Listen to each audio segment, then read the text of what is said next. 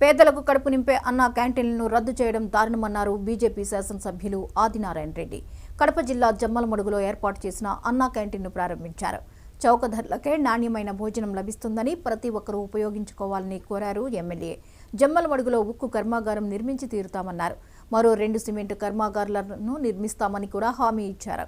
ఈ నెల 27 నుంచి గండికోట పర్యాటక ఉత్సవాలను ఘనంగా నిర్వహిస్తామని తెలిపారు.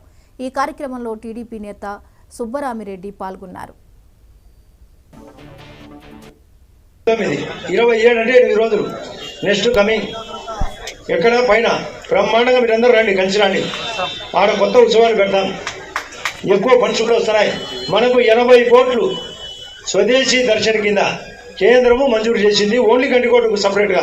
ఓబరాయ్ గ్రూప్ వేరు, మేపాయి గ్రూప్ వాళ్ళు నిన్న నాతో మాట్లాడినారు. మేము కూడా వస్తామని, మాకు కూడా భూములు ఇవ్వని. అక్కడ దురాక్రమణ చేసిన భూములు ఎన్నికలు అనుకుంటాం. మీ కూడా చాలా జరిగినాయి. మొదలప్పుడు అవి ఎన్నికలు అవుతాం, ఉంచుతాం. తప్పు చేసిన వాళ్ళ మీద చెక్కు పెడతాం. ఇక్కడ ఇష్టం వచ్చినట్టు వాళ్ళు ఇష్టం వచ్చినట్టు తోలినారు గతంలో బండి. మేము అడ్డదిడ్డాలు చేయం. ప్రజలకు ఉపయోగపడే తెలుగుగా మున్సిపాలిటీకి నిధులు వచ్చేదానికోసం కమిషనర్ గారు చెప్పినాం. 12కి ఆ దాంట్లో క్లబ్ స్టార్ట్ చేస్తున్నామా లేదా పోయి స్టూడెంట్ కావాలంటే. అంటే ఆ పప్పులే ఉడకో బంధుత్వం నిందిత్వం లేదు ఇక్కడ.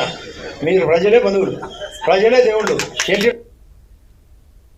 కాకినాడ జిల్లా జగ్గంపేట మండలం